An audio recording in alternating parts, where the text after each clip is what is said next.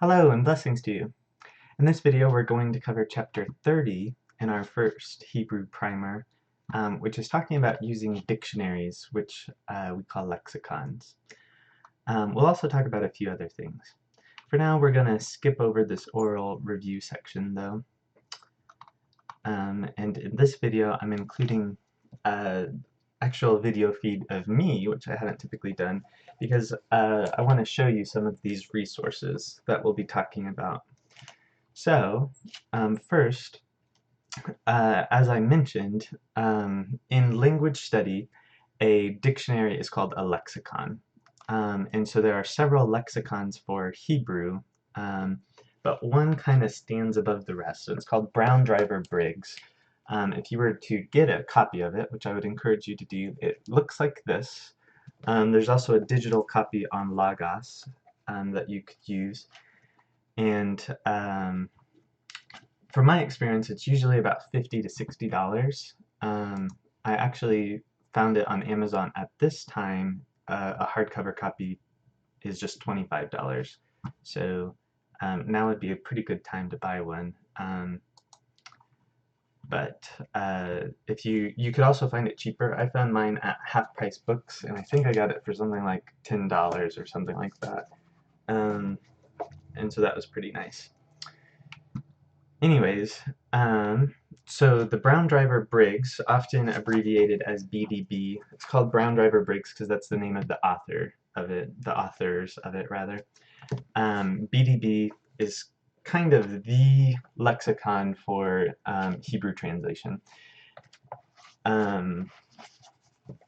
With that being said, it is a little complicated, and so we need to kind of talk about how to use it. So, in BDB, words are listed by their root and not necessarily by how you see it spelled in the Bible. So, for instance, words might have prefixes and suffixes and all sorts of other stuff going on. In BDB, it will be listed by the root letters. So, especially for like verbs, as we'll see in a second. So with that being said, here's some examples of that. Here we have mishpat. In BDB, it's not under mem. Instead, because the root letters are shin, pei, tet, that's where you'll find mishpat. So we know that mishpat is like judgment, justice, law, but it comes from the verbal root to judge. So shafat, he judged. Or rather just shin, pei, tet. Okay. So similarly, milchama, war, battle, would be under lechem, or rather lamed chet mem, abbreviated like this. Not because it's similar to bread, but as you learned in the Hiphiel, I think it was the Hiphiel chapter, that this also just can mean like to fight or battle. So, alrighty. Actually, I think it was the Nifal chapter, but that doesn't matter.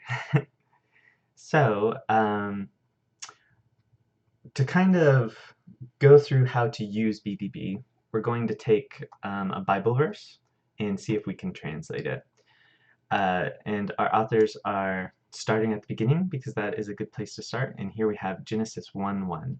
So reading this, we have Bereshit bara Elohim et hashamayim va'et haaretz. Okay. Now, you probably already have Genesis 1:1 in your head, and you might be able to kind of guess what some of this is. But if we pretend that you don't already have familiarity with Genesis 1:1, these first two words are unknown to you just based off of this grammar alone, what you've already learned in your vocabulary. The rest of it you should probably know. Elohim et hashamayim va'et haaretz. So God, and then direct object marker, the heavens, and direct object marker, the earth. Right? So these first two, though, are unknown to us. Our authors want to start with this second word, bara. Just looking at it, you might guess that this is a verb. just because of kind of the rhythm and pointing marks of it, and you would be guessing correctly. But so if we went to BDB to look this up, we would find it under Beit Resh Aleph. So I don't know how well you can see this, but luckily our authors have kind of given us a photocopy of this entry, except they've only given us the bottom of one column, so it goes a little bit further, and you can see right here it's kind of cut off. So I'm going to leave this screen up. I also have a physical textbook here that I'm going to read these following lines from, just so I can kind of point stuff out as we go through this.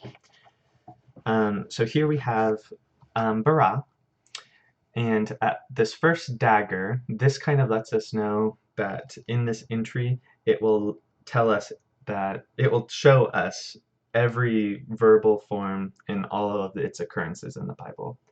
So some words are probably too numerous to do that, and so this dagger indicates that bara is not one of those, and that we will get every form of this word that is attested in the Bible.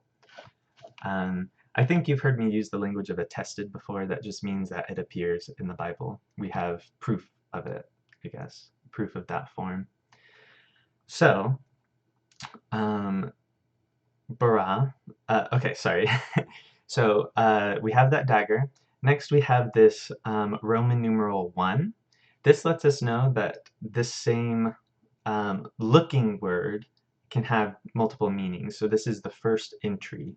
So in this first entry we can see that this means shape or create. In the second entry it actually means to be fat. And I don't know how well you are going to be able to see this, but right here where my finger is, you can see over here there is a Roman numeral number 2, and then that entry says to be fat. Hopefully you're able to see this. I'm not sure if you will be though, but that doesn't matter. So that's what this Roman numeral means. Then it begins with the word itself as it's written in Hebrew. The next, this kind of subscript number tells you how many times this word is used in the Bible. So we see that bara is used 53 times, and that's it. Let me backtrack a little bit. This bara, we've talked about in class multiple times, that the dictionary form of a word is always the 3ms form. Okay, so we naturally see that this is bara, so maybe he shaped, he created. And it would be something like barati would be like I created.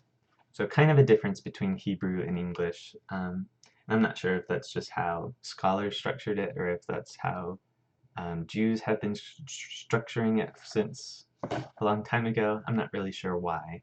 But in English, we kind of start with the first singular for our paradigms. So we start with I, they start with he. So kind of interesting. We already talked about that 53 being used 53 times. Next, this VB indicates that this is a verb. So if it were a noun, you would have something like in M for noun masculine, or in F for noun feminine. But this VB tells us this is a verb. And then next, we get kind of the general definition of this word. So shape or create. So that's rather helpful. Everything in these parentheses, from there all the way to here, is kind of going through some perhaps etymology of this word, or in other languages, similar words that are probably connected to this word.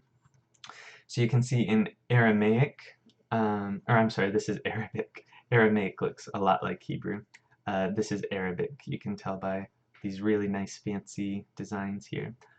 I'm not sure how to pronounce Arabic. I haven't learned that language yet, but we can see that it means something like form, fashioned by cutting, shaping out, pairing, perhaps a reed for writing. So in Arabic, it kind of has this sense of cutting. you're cutting it to shape.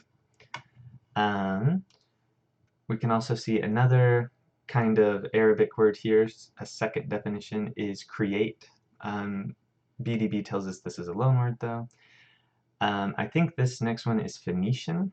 I could be wrong, I'm not really sure. Actually, at the beginning of BDB, it gives you a table of abbreviations. So instead of just making things up, let me look that up for us. PH, yeah, it's Phoenician. So that PH means that it's Phoenician. And we can see that it has very similar letters to it. It has a hey at the beginning, but the rest are the same. And it could mean incisor, so something again about cutting, a trade involving cutting. So in, I think this is Assyrian, so this would be a cuneiform language, and so they're not going to write it, unfortunately. That would be pretty neat if they did. Instead, they've transliterated it for us as baru, which means to make or create. And we don't have to go through all of these. Really what I was about to tell you is that everything in these parentheses you can just kind of skip over, especially starting out. It's not going to have too much relevance for you at this point in time. Well, and here's Aramaic right there, so there's bara. So you can see how similar Aramaic is to Hebrew. But anyways, we'll skip all of that for now, everything in those parentheses. After the parentheses, though, we'll get the different stems. So here's cal, and remember that cal is just our pa'al form of the word. In the page that's cut off, I don't know how well you'll be able to see this, but right here we see the nifal, and down here we'll see the pl. If you look on page 363, you can see these are the abbreviations. So cal is for the pa'al, nif is for the nifal, pi is for the pl, pu is for the pual, hif is for the hifil, hof is for the hofal, and hithp is for the hitpial. And so following those stems, then we'll also have the tenses. So we'll have perfect here, imperfect, and it will begin listing these forms where they appear in the Bible. So this is what that dagger meant, if you remember. It will list these in the different verses. Now, each book of the Bible has a 2-letter abbreviation in BDB, and those again can be found in the abbreviation list at the very front of BDB. Then it will be followed by a number. This is the chapter number, and then a superscript number, or maybe even a few numbers, and these are the verses. So let me see if I'm missing anything. Okay, yeah. Then finally, we'll have these bold-faced numbers like 1, 2, 3, and these will tell us some different contexts that the word is used in. So it could be with an object of heaven and earth, as in Genesis 1 and 2. In Isaiah, object of mankind. Let's skip down here. It can be talking about an individual man being created, I guess. New conditions and circumstances. So just some kind of different contexts for what this word is being used as. Then you'll see lots of other abbreviations like this psi right here, and some other stuff. A lot of these abbreviations won't matter. And in fact, what's most relevant to us is luckily just right here on top. So that's all that we need to know for this. So if we scroll back up here, we have, now we know this is maybe he created. So here we have Elohim created, Hashemayim va'et ha'eretz, so the heavens and the earth. And now we again could probably guess what this is, but let's pretend we can't, and now we are not familiar with this word.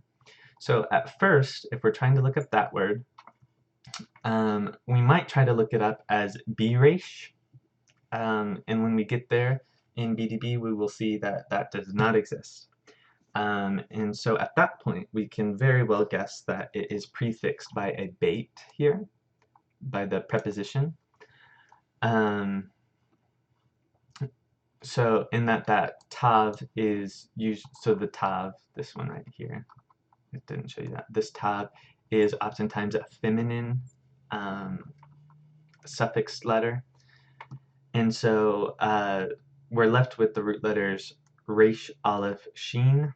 So if we look that up, we'll actually find rosh, a word that we're familiar with, which is like head, top, chief, something along those lines. And then after, underneath that, and actually, let me see if I can look that up really fast to give us a good example of this. Because they're only giving us what's underneath it. They're not showing the actual word there. So let me find resh, aleph, sheen.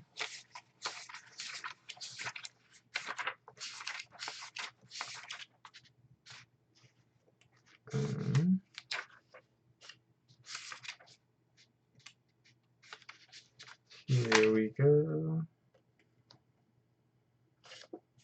Okay, so, and again, I'm not sure how well you'll be able to see this, but right here we have resh, aleph, sheen. You'll see that it has a whole lot of information on it. And then, starting right here, we start to get some words that are derived from this stem. So that's where we pick up right here. It's underneath the heading for Roche, if that makes sense. And so coming here then to Rashid, we know it's connected to head, top, chief. But specifically here, it would mean beginning or chief. So it could still mean chief. But so I guess if you think of maybe, I don't know, the beginning as the head or the top of time, I'm not really sure. But it is related to the word for head. Same thing, here we have this dagger. We know now that that means that this entry will tell us every time that this word is used. We have the word itself, minus the prefix. So we have Bereshit, here's just Rashit. The next letters tell us that this is a noun, and specifically a feminine noun. And then we get our definition, so beginning or chief. Again, we have these parentheses, which lets us know kind of maybe some etymological concerns about it. We have some other stuff going on that really we don't need to delve in too much, but something that I find helpful once in a while is these context sections. So we can see that it could be beginning of a kingdom, of a year, of a reign. It could be the first phase, the step, or element in a course of events. And so that's kind of where we get this idea of time. So it may be beginning. So like if it's the top of his reign, it's the beginning of his reign, I guess is kind of a good way to look at this. So then that gives us, so Bereshit, so in, literally just in a beginning, in beginning, maybe, in beginning, he created, God did. So in the beginning, God created the heavens and the earth is kind of our typical translation of this. If you have any questions about BBB, by all means, ask me in class or email me some other time. At first, it is a little difficult to use, I think, when you're first starting out, but once you kind of get the hang of it and identifying the roots and then looking those roots up, it becomes much easier. Now, so that's kind of like the premier lexicon. There are other lexicons that are also good. Let me come back to this in a second. Another good one is called A Concise Hebrew and Aramaic Lexicon of the Old Testament by Holiday. This is nice because it's much simpler. Our author hasn't really given us an example of this here in the textbook, but this one is good for beginners because it's a lot like the end of our, it's like the vocabulary at the back of the book. the lexicon that's kind of in the back section of the book. You can see it kind of goes through some things of complexity, and again, I don't know how well you'll be able to see all of this, but it is much more toned down, mainly giving us just the definition and just a few other notes about it, but definitely not as extensive as BDB does. Next, I've never used this, but I can definitely see how this would be helpful. The authors have told us that there is an index to BDB, and it was compiled by this guy, Inspire. I'm not really sure how to say this name. But the reason this is helpful is it lists every word in the Bible in order. So you could, for instance, go to, I don't know, Jeremiah 2 and look up a specific word in verse 3 or something. And then it indexes it with BDB. So you would use this in conjunction with BDB. So you would then be able to find, I guess, the root letters, find what it would be listed under in BDB, and then go to BDB to look it up. So that does sound pretty helpful. Now, in language, what we call something that does something like that is called a concordance. Now that sounds a little different than typical concordances, because typically they're just listed alphabetically. And I actually have recently purchased, I think for 50 cents at our library, was giving away this concordance called Analytical Hebrew and Chaldean Lexicon by, let me go to the title page, by B. Davidson. And it actually lists every word alphabetically in the Bible. And that is definitely a helpful thing. I have not had an occasion to use it yet, but just kind of helping you understand what this is. So then it will tell me that, for instance, I just turned to a random page here, but it will tell me that the word Yinache is a nifal future third person singular masculine of Nun Kof He. And so then at that point I could go and look up Nun Kof He, and I would know what this word is parsed out. So that is a seemingly helpful thing. I just haven't had a reason to use it yet. Okay, well, and so those, once again, are called concordinances. I think this one, for some reason, still calls itself a lexicon, so it must actually give some definitions somewhere in the book. Yeah, actually, it does. Still, again, it's not as in-depth as BDB, so that's why BDB is kind of the go-to lexicon. Before we kind of go into this last section, I do want to bring up two other resources. So we talked about this on the first day of class when we were talking about syllabus stuff, but if you haven't already, you'll at some point want to get a Hebrew text of your own. So the one that I personally use is called a Reader's Greek and Hebrew Bible. I like it for several reasons. First of all, it is, I don't know, I just like how it looks, how it feels. It's like a regular Bible to me, and I have all of these bookmarks in different spots in it. So the Hebrew is on the right-hand side because Hebrew is written from left to right, so you go this way. The Greek starts on the left side because that's the way Greek's written, and it goes towards the middle, so both end in the middle. So it's kind of a strange thing about that.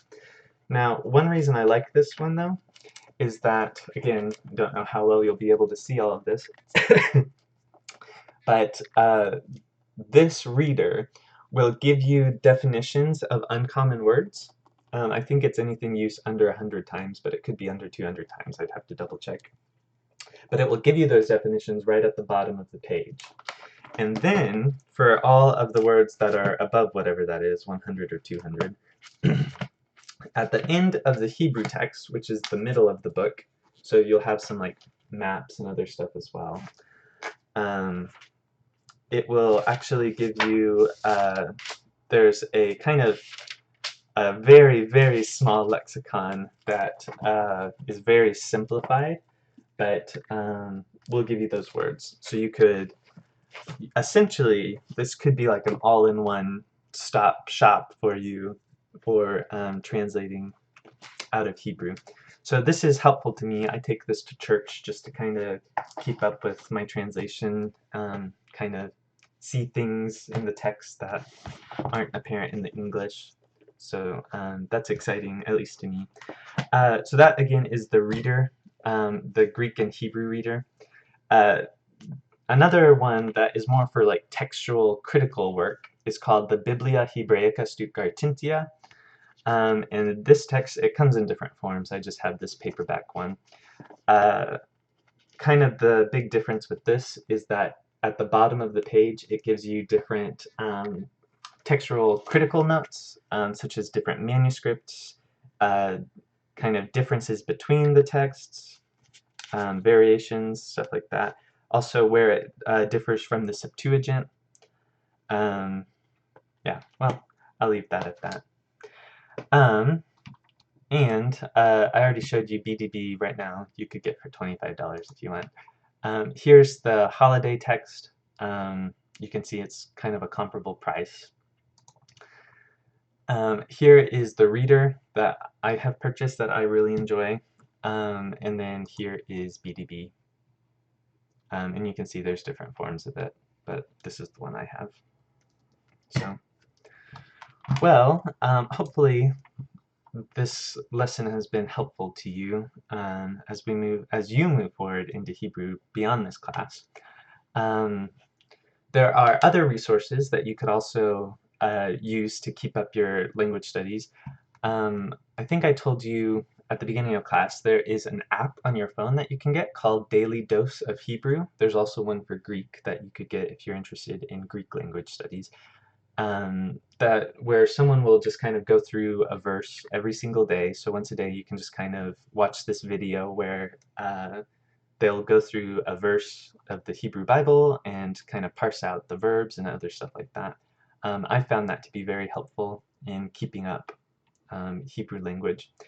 The authors also suggest you can buy the first Hebrew reader, which kind of goes through 18 passages. That could be helpful to you. And really just practice, practice, practice. Keep making vocab cards.